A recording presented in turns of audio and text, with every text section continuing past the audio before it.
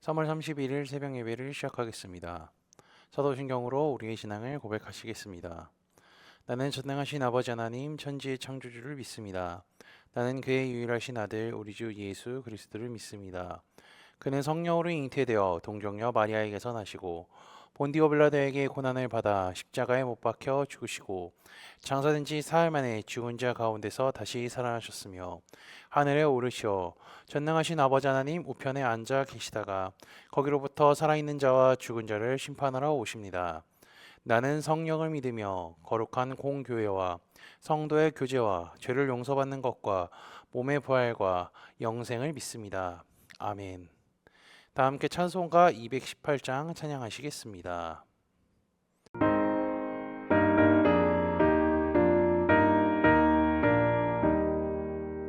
내 맘과 정성을 다하여서 주 너의 하나님을 사랑하라. 내 몸을 아끼고 사랑하듯 형제와 이웃을 사랑하라. 주께서 우리에게 명하시니 그 명령 따라서 살아가리. 널 미워 해치는 원수라도 언제나 너 그렇게 사랑하라. 널 핍박하는 자 위에서도 신실한 마음으로 복을 빌라. 주께서 우리에게 명하시니 그 명령 따라서 살아가리. 나 항상 주님을 멀리하고 형제를 사랑하지 못하였다. 이러한 죄인을 사랑하사 주께서 못 버려 죽으셨다.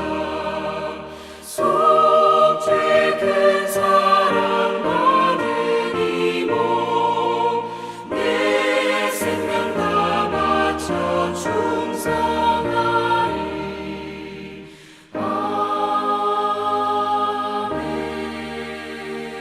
아멘. 오늘 우리 공동체의 성령읽기 본문은 누가복음 3장입니다. 그중 7절에서 17절까지를 읽고 말씀을 나누도록 하겠습니다. 요한이 세례받으러 나오는 무리에게 이르되 독사의 자식들아 누가 너희에게 일러 장차 올 진노를 피하라 하더냐. 그러므로 회개에 합당한 열매를 맺고 속으로 아브라함이 우리 조상이라 말하지 말라. 내가 너희에게 이르노니 하나님이 능히 이 돌들로도 아브라함의 자손이 되게 하시리라. 이미 도끼가 나무 뿌리에 놓였으니 좋은 열매 맺지 아니하는 나무마다 찍혀 불에 던져지리라. 무리가 물어 이르되 그러면 우리가 무엇을 하리이까? 대답하여 이르되 옷 두 벌 있는 자는 옷 없는 자에게 나눠 줄 것이요 먹을 것이 있는 자도 그렇게 할 것이니이다 하고 이르되 부과된 것 외에는 거두지 말라 하고 군인들도 물어 이르되 우리는 무엇을 하리이까 하매 이르되 사람에게서 강탈하지 말며 거짓으로 고발하지 말고 받는 급료를 족한 줄로 알라 하니라. 백성들이 바라고 기다림으로 모든 사람들이 요한을 혹 그리스도신가 심중에 생각하니 요한이 모든 사람에게 대답하여 이르되 나는 물로 너에게 세례를 베풀거니와 나보다 능력이 많으신 이가 오시나니 나는 그의 신발끈을 풀기도 감당하지 못하겠노라. 그는 성령과 불로 너희에게 세례를 베푸실 것이요 손에 키를 들고 자기의 타작마당을 정하게 하사 알곡은 모아 곳간에 들이고 쭉정이는 꺼지지 않는 불에 태우시리라. 아멘. 누가복음 1장에서부터요. 세례 요한과 예수님에 대한 이야기가 계속되고 있습니다.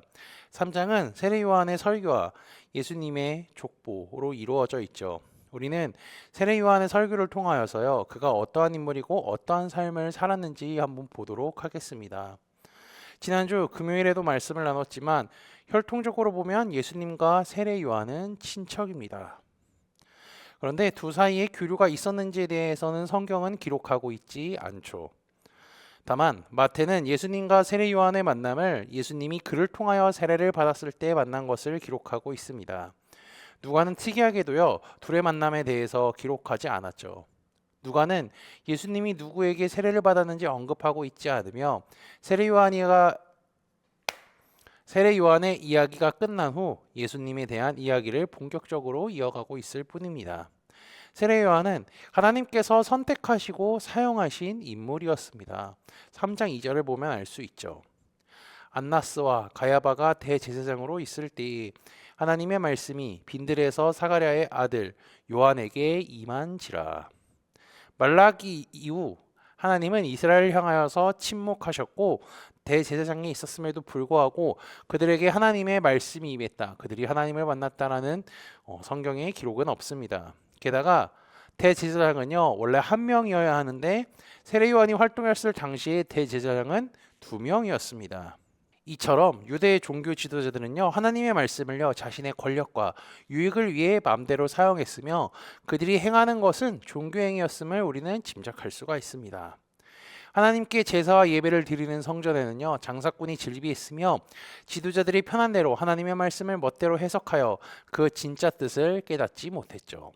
진정으로 깨달은 자들이었다면요 예수님이 태어나거나 세례 요한이 나타났을 때 하나님의 뜻을 알아야 하지만 그들은 세례 요한과 예수님이 태어나서 활동을 함에도 불구하고 하나님의 말씀을 인정하지 않고 깨닫지 못했습니다. 어쨌든 세례 요한에게 하나님의 말씀이 임했죠. 우리식으로 표현하면요 그에게 성령이 임했고 성령 충만하여서 하나님의 말씀을 전하기 시작했다는 것입니다. 그가 전한 말은 아주 간단하죠. 요한이 요단강 부근 각처에 와서 죄 사함을 받게 하는 회개의 세례를 전파하니 그는 이스라엘에게 회개의 세례, 즉 쉽게 말하면 회개를 선포했다는 것입니다. 회개하라는 것이죠. 그가 한 선포는 하나님께서 이사야를 통하여 하셨던 말씀이 이루어진 것이라 할 수 있죠. 요한의 선포를 듣고 사람들이 그 앞에 나오죠. 그리고 요한은 설교를 합니다. 이 설교의 부분은 총 3개의 부분으로 나눠져 있는데요. 7에서 9절은 종말론적 설교, 10에서 14절은 윤리적 설교, 15에서 18절은 메시아적 설교입니다. 7에서 9절은요. 마태복음 3장에도 소개되어 있는데요. 마태복음은 설교의 대상을 바리새인과 사두개인으로 한정짓는 것에 반해서 누가복음은 무리로 설정합니다. 결과적으로 누가복음의 설교의 대상이 더욱 일반화하고 보편화되었음을 우리는 알 수가 있죠. 설교 내용은 다가오는 진노에 대비해서 회개를 하라는 것이죠. 그러면서 회개에 합당한 열매를 맺으라고 강조하며 누가는 세례하는 예식보다 삶의 변화를 중요시 여겼음을 우리는 또 알 수 있습니다. 그래서 그는 9절에 이렇게 이야기하죠. 좋은 열매 맺지 아니하는 나무마다 찍혀 불에 던져지리라. 그리고 두 번째 설교인 10절에서 14절은요. 누가복음에만 나오는 것으로서 우리가 평소에 생각하던 세례 요한의 이미지를 상상해 본다면 생소하게 느껴질 수 있는 부분이기도 합니다.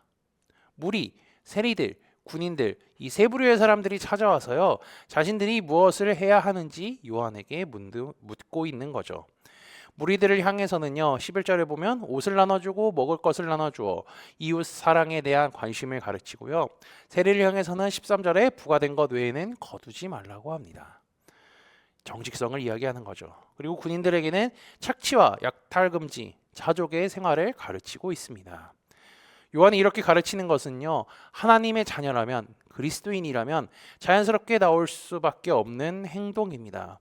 이웃사랑은 초대교회에서도 자연스럽게 이어졌으며 정직함, 착취, 약탈금지, 자족의 생활 등은요 레위기 말씀이 생각나기도 하실 겁니다. 요한이 두 번째 설교에서 이렇게 행하라고 한 내용들은요 윤리적이기도 하지만 하나님의 자녀라면 그리스도인이라면 자연스럽게 지켜질 수밖에 없는 것들이죠. 만약 내 자신이 이것을 지키지 않는다고 생각해 보십시오. 내 것만 챙기고요. 내가 세리일 때 세금을 더 많이 걷고요. 지위와 권력을 가지고 횡포를 부린다는 것. 모두 이것들은요, 하나님께서 원하지 않는 것뿐만이 아니라 구약 성경에서 이미 다 금지하신 것입니다. 그렇기에 요한은 자신에게 가르침을 받으러 온 세 부류의 사람들에게 말하는 것이 너희가 진짜로 내가 말한 말씀을 깨닫고 회개한다면 그렇게 살아가야 함을 가르쳐 준 것이죠. 이처럼 요한의 가르침은요, 진짜 그리스도인들이 살아가야 할 행동 강령을 가르쳐 준 것과 같습니다. 그의 가르침은 여기서 끝나지 않죠. 15절에서 18절에 나오는 세 번째 설교, 이것은 가장 클라이막스이며 제일 중요합니다. 이는 메시아적 설교 혹은 기독론적 설교라고 할 수가 있습니다. 메시아적이라고 하는 이유는요, 요한과 예수님 중 누가 메시아인지를 밝히는 설교이기 때문이며, 기독론적이라고 하는 것은요, 이 설교가 결국 예수님이 메시아, 곧 성경에서 말하는 그리스도임을 증명하기 때문이죠. 사람들은 요한이 처음 등장했을 때 그가 하나님께서 구약 성경에 말씀하신 메시아일지 모른다고 많은 사람들이 생각을 했을 것입니다. 그래서 요한은 자신이 메시아가 아님을, 자신의 뒤에 오실 이에 대해서 분명히 말하고 있죠. 요한이 모든 사람에게 대답하여 이르되 나는 물로 너희에게 세례를 베풀거니와 나보다 능력이 많으신 이가 오시나니 나는 그의 신발끈을 풀기도 감당하지 못하겠노라. 그는 성령과 불로 너희에게 세례를 베푸실 것이요. 세례 요한은요, 구약의 말씀이 성취됨을 보여줌과 동시에 예수님께서 오실 길을 준비한 자라는 것입니다. 그는 회개하라, 천국이 가까이 왔다라고 선포했습니다. 그는 철저히 하나님의 말씀에 순종하며 살았습니다. 그의 삶의 방향은 오직 하나님의 말씀에 가 있었죠. 제사장 집안에서 태어났기에 제사장이 되어서 편하게 살아갈 수 있었지만 그는 자신이 태어난 이유와 목적을 깨닫고 광야에서 외치는 자의 소리가 되었습니다. 세상의 기준으로 보면요, 그는 종교적 금수저로 태어났습니다. 좀 더 이 제사장의 역할과 이 상황들을 보면 확실히 금수저로 태어난 것이죠. 그런데 철저히 흙수저의 삶을 살았습니다. 그런데 하나님의 기준으로 보면요, 그는 믿음의 금수저를 갖고 살아간 사람이라고 할 수 있죠. 철저히 하나님의 말씀에 순종하여 주님의 오실 길을 기쁨으로 준비한 자였기 때문입니다. 그는 자신이 죽어야 함을 알고 있었음에도 불구하고 두려워하지 않았습니다. 왜냐하면 하나님의 말씀대로 충실히 살아가고 그 뒤에는 주님 품으로 돌아간다는 사실을 깨달았기 때문이죠. 그렇기에 죽음이 두렵지 않았던 것입니다. 이처럼 세례 요한의 가르침과 삶을 기억하시어 믿음의 금수저로 살아가는 우리 코너스톤 믿음의 형제자매들이 되시기를 주님의 이름으로 축복합니다. 다 함께 찬송가 430장 찬양하시겠습니다.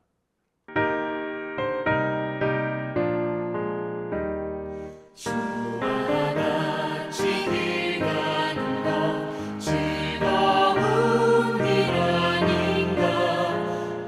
우리 주님 걸어가신 발자취를 밟겠네. 한 걸음 한 걸음 주 예수와 함께 날마다 우리 걸어가리. 어린아이 같은 우리 미련하고 약하나 주의 손에 이끌리어 생명길로 가겠네. 한 걸음 한 걸음 주 예수와 함께 날마다 우리 걸어가리. 꽃이 피는 들판이나 험한 골짜기라도 주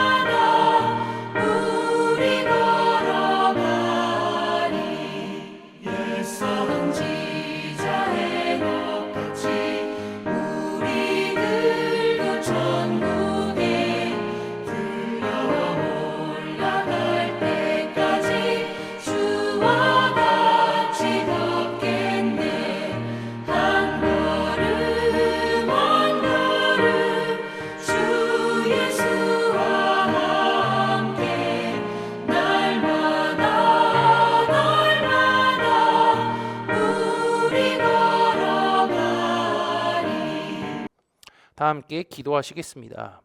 거룩하신 하나님 아버지, 오늘도 주님께 찬양과 경배를 올려드릴 수 있게 하심에 감사합니다. 주님을 경외하는 자들과 법도를 지키는 자들을 친구로 불러주셨음에 감사하며 나와 늘 동행하시는 주님의 말씀에 순종하는 하루가 되도록 인도하여 주옵소서. 오늘 말씀을 통해 세례 요한의 가르침을 배우고 그 진짜 뜻이 무엇인지 깨닫게 하심에 감사합니다. 그리스도인이 어떻게 살아야 하는지 알게 하시고 그의 삶을 통하여서 하나님께 붙들리고 말씀에 순종하는 삶이 무엇인지 배우게 하시니 감사합니다. 우리도 세례 요한처럼 하나님의 말씀에 철저히 순종하는 삶을 살도록 인도하여 주옵소서. 지난주 말씀을 기억하며 기도합니다. 하나님의 친구를 통해 구원의 기회가 주어진다는 사실을 말씀을 통해 깨닫게 하시니 감사합니다. 하나님의 친구인 아브라함이 롯을 구할 수 있는 기회를 받았고 그는 실천에 옮겼습니다. 그의 말을 들은 롯은 구원을 받게 되었음을 알게 하시니 또 감사합니다. 롯이 아브라함을 통하여 구원의 기회가 주어졌듯이 우리도 다른 사람이 전해준 복음으로 인하여 구원을 받고 하나님의 친구가 되었음에 감사하게 하시고 우리도 복음을 전하여 다른 사람을 구원의 길로 인도하는 삶을 살도록 인도하여 주옵소서. 예수 그리스도의 이름으로 기도합니다. 아멘. 이 시간 합심으로 기도할 제목들을 나눕니다. 먼저 성부, 성자, 성령 삼위 하나님을 묵상하며 경배하는 삶을 살도록 기도하시고 회개와 경건한 삶을 살도록 기도하시기 바랍니다. 교회를 이끌어 가시는 사랑하는 담임 목사님과 사역자들을 위해 기도해 주시기 바라며 화요일에 진행되는 성경 공부와 목요일에 진행되는 목회자 세미나를 위해 이번 주에 있을 금요기도회를 위해 소그룹원들을 위해 환우의 건강과 회복을 위해 각자 가지고 계신 기도의 제목들을 놓고 기도하시기를 바라며 오늘도 주 안에서 승리하십시오.